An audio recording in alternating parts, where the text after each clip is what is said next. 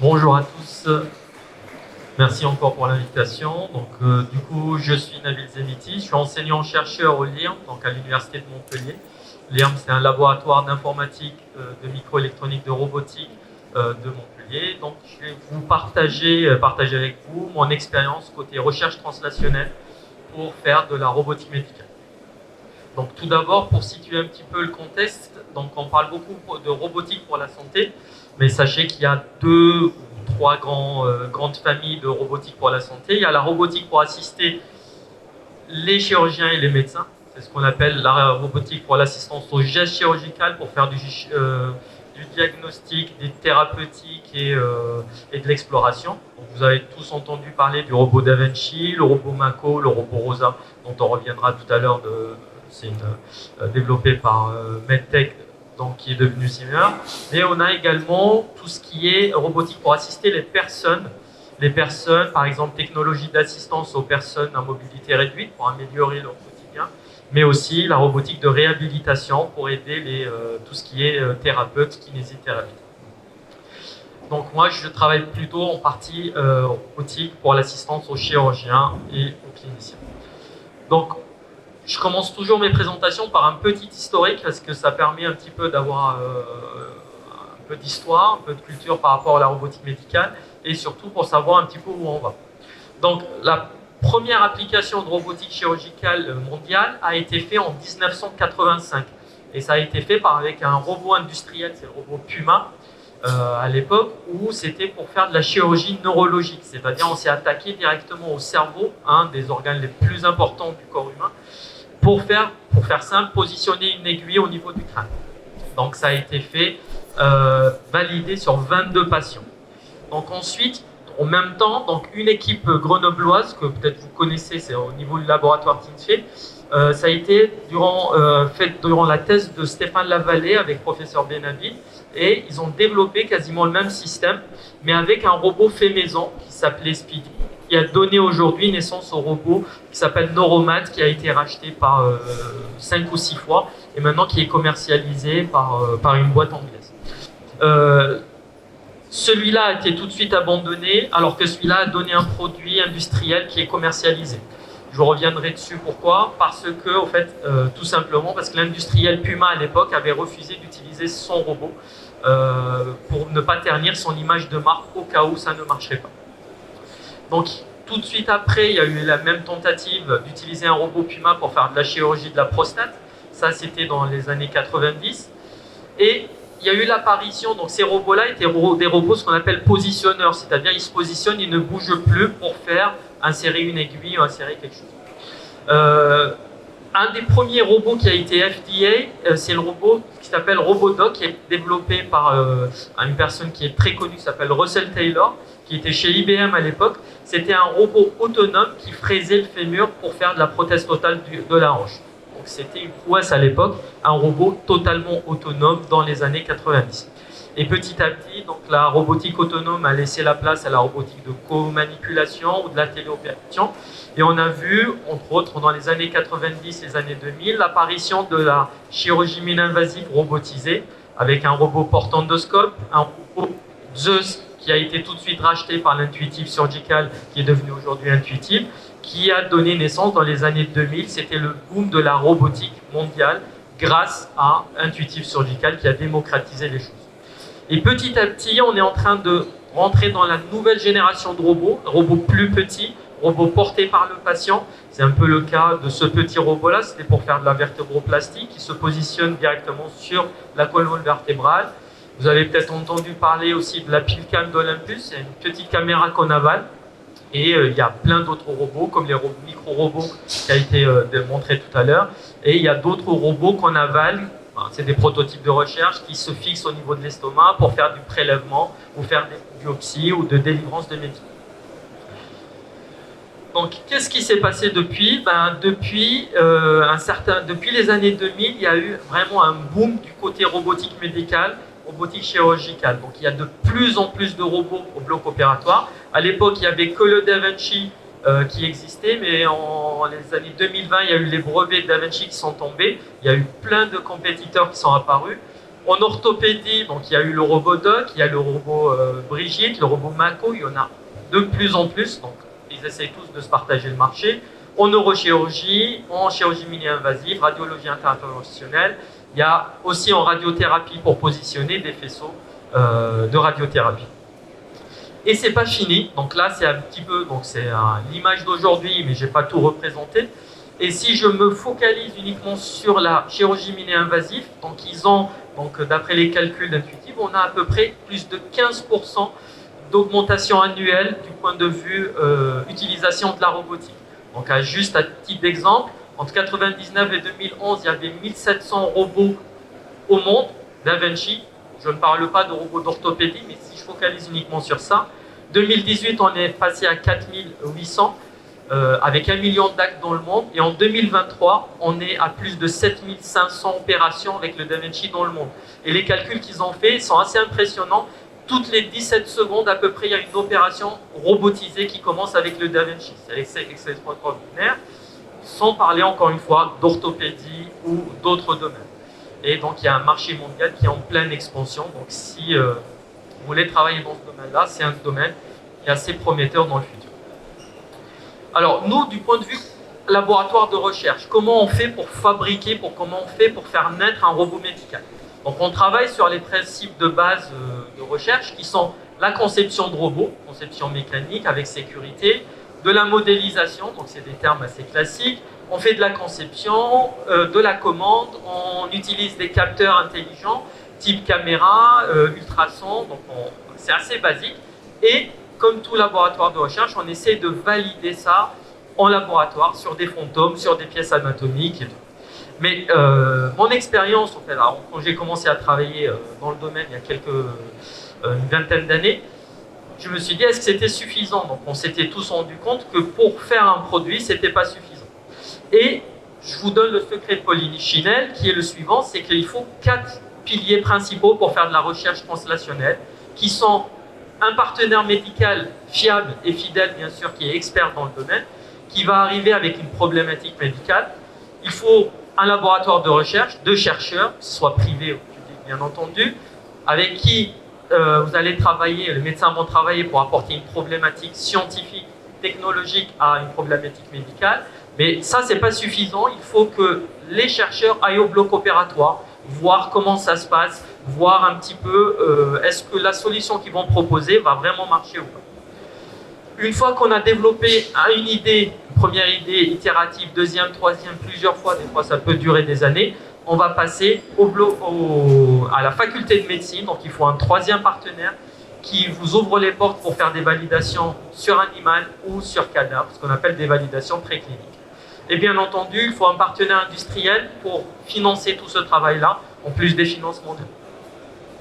Aussi pour porter le marquage CE, le marquage FDA, qui sont très longs pour aller au marché. Actuellement, surtout depuis 2 ans, le marquage FDA est plus facile que le marquage CE européen, parce que donc ça c'est un petit peu compliqué. Et aussi l'industriel, sa charge aussi, c'est d'aller porter le produit au niveau bloc opératoire et développer bien entendu l'industrialisation, la commercialisation. Et il y a un terme qui est apparu en 2019, qui est assez nouveau, qui nous a fait un petit peu sourire, c'est le terme surgeonnier, surgeon engineer. Donc il y a eu une fusion entre le monde ingénieur et clinicien. Qu'est-ce que la définition de surgeonnier? Donc surgeonnier, ça a été défini dans une conférence très connue du domaine, c'est un nouveau type de collaboration entre ingénieurs et chercheurs. Collaboration, mais aussi adaptabilité, flexibilité, des 2 côtés. Donc vous connaissez peut-être tous ce cycle-là, donc on en travaille tous les 2, on développe un premier proto, qui marche, qui est rare, on va bien sûr travailler en itération, on va développer plusieurs versions, mais il faut que chacun des 2 partenaires fasse des concessions, soit du point de vue technologique, même si on développe le meilleur robot du monde, s'il ne répond pas cliniquement à la chose, c'est même pas la peine d'aller au bloc opératoire. Et il ne faut pas hésiter à essayer de convaincre aussi les chirurgiens à changer leur façon de travailler, à faire de la suture différemment, à faire un geste chirurgical différemment pour arriver à un produit. Donc voici un petit peu la définition de surgeonnier. Et moi, cette définition-là, en fait, elle m'a un petit peu dérangé parce qu'elle n'est pas complète. Donc j'ai revisité cette définition-là et j'ai proposé, c'est quasiment la même, et j'ai juste rajouté, c'est une collaboration entre chirurgien et ingénieur, certes, mais si vous développez un robot médical, il ne faut jamais sous-estimer et ne pas travailler avec les e-bots. Les e-bots, c'est les infirmiers et les infirmières du bloc opératoire, mais les aides-soignantes et le laboratoire d'anatomie, parce qu'on ne pourra jamais aller jusqu'au bout du produit sans leur coopération. L'exemple que je donne à mes étudiants, l'avion, même si vous avez le dernier avion, le plus sophistiqué du monde, avec le meilleur pilote du monde, si vous oubliez d'enlever la cale, ou travailler avec une personne qui enlève la cale pour faire décoller l'avion, l'avion ne pourra jamais décoller. C'est la même chose au niveau bloc opératoire. La personne qui installe le robot, c'est les e-bots, c'est l'infirmier ou l'infirmière. Si c'est compliqué pour elle ou pour lui, ça ne marchera jamais. Donc la réponse est, est-ce que c'est suffisant de faire ça? Bien sûr que non, donc il faut une validation préclinique et clinique et il faut aussi faire du transfert industriel. Quels sont les acteurs qui travaillent sur la robotique pour la santé en France? Donc sur le site PDR Robotique, donc ils sont répertoriés, il y a à peu près 26 équipes françaises, même plus, on n'a pas tout répertorié. Mais quelles sont les personnes, enfin les groupes de recherche qui travaillent sur la robotique chirurgicale? J'entends bien chirurgicale. Donc, les plus importants, on travaille ensemble dans ce qu'on appelle le LabEx CAMI, laboratoire d'excellence CAMI pour Computed Medical Assisted Intervention, donc pour robotique médicale et chirurgicale assistée par ordinateur. Et donc, ils sont à Paris, donc à l'ISIR à Paris, l'ICUB à Strasbourg, TeamC à Grenoble, nous à Montpellier. Le LATIM à Brest et le LTSI à Rennes, ils sont plus imagerie médicale, réalité augmentée, donc si vous avez des besoins de ce côté-là. Donc, pour vous donner un exemple type de ce qu'on a développé nous au laboratoire, sur un principe de recherche translationnelle, donc on a travaillé en collaboration avec un industriel qui s'appelle Sterlab, qui est à Nice, à Sophia Antipolis, en collaboration avec le CHU de Nîmes, avec 2 chirurgiens, et bien sûr le laboratoire de recherche. Et j'ai essayé de représenter ici les 4 piliers de base, donc le CHU, le laboratoire, la faculté de médecine, dans lequel on a travaillé et validé, et l'entreprise qui a financé le projet, qui a porté le projet. Donc on a développé ce qu'on appelle un urétéroscope flexible robotisé, télémanipulé, avec des compensations de mouvements physiologiques, donc vous allez comprendre pourquoi. Donc qu'est-ce que l'urétéroscopie flexible? Donc l'urétéroscope, c'est quoi? En fait, c'est une caméra flexible qu'on fait rentrer au niveau des reins, à travers les voies naturelles. L'idée, c'est d'aller faire ce qu'on appelle des traitements de lithiase urinaire. C'est tout simplement aller détruire les calculs rénaux. C'est une maladie c'est une pathologie qui est de plus en plus présente en France. Ce qu'on appelle la lithotricie et la lithotomie, c'est-à-dire rétraction. Soit on détruit les calculs, on les vaporise grâce à un laser qu'on insère dans la caméra, à travers le canal opérateur de la caméra.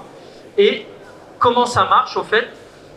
L'opérateur, donc le chirurgien, porte sa caméra d'une manière classique pendant 2 heures. Donc ça induit une fatigue musculaire, une charge posturale. Pour voir ce qui se passe à l'intérieur du rein, on utilise ce qu'on appelle des clichés radio, ce qu'on appelle de la fluoroscopie. Donc c'est des images de radio très irradiantes pour le patient et pour le chirurgien. Et ça induit aussi ce qu'on appelle une charge mentale. Donc là, quand on rentre au niveau du rein, on ne sait plus où est le haut et le bas. Il faut voyager entre guillemets dans ce qu'on appelle les calices pour aller chercher le calcul rénal. Donc ça induit une énorme charge mentale. Et une fois qu'on a trouvé le calcul, donc le petit caillou, il faut insérer le laser, c'est vraiment la guerre des étoiles, et essayer de tirer vers le petit caillou pendant que lui il bouge parce que le patient respire, il est vivant. Donc nous, ce qu'on a proposé, c'est de faire porter la caméra endoscopique par un robot qui est télémanipulé avec une manette de joystick d'Xbox. Et qu'est-ce qu'on a fait? On a travaillé avec un processus itératif, comme je vous ai montré tout à l'heure, jusqu'à développer un robot qui a été marqué CE en 2018, qui a été validé sur cochon en laboratoire d'anatomie, sur cadavre plusieurs fois, et on est arrivé à un premier patient en novembre 2019 au CHU de Nîmes. Et depuis, le robot est commercialisé par l'entreprise Sterlab. Il a été validé et permis de traiter plus de 100 patients en France et dans le monde. Et l'entreprise commence petit à petit à vendre le robot. On a vendu 5 depuis 2020. Donc là, sur la vidéo, vous avez vu la première partie où le chirurgien manipulait avec la main. Et là, on voit avec aisance comment c'est vraiment un jeu, je simplifie encore une fois, comme un jeu vidéo ou un jeu où on pilote un robot qui pilote lui-même la caméra endoscopique. Donc voici un exemple type de recherche translationnelle qui est partie d'une idée de laboratoire jusqu'à conception d'un robot qui va au bloc opératoire et qui a été commercialisé par une entreprise. Donc là, on a choisi de travailler avec une entreprise, une PME, une toute petite entreprise familiale.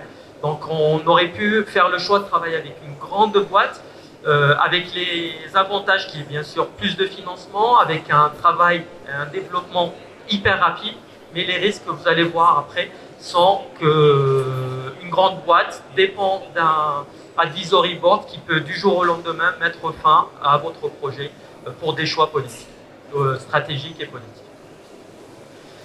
Quelles sont les perspectives de la robotique médicale? Donc vous avez compris, il y a la robotique de positionnement, télémanipulation, mais on est en train petit à petit, dans l'environnement robotique médical français et mondial, de partir plutôt sur la robotique souple.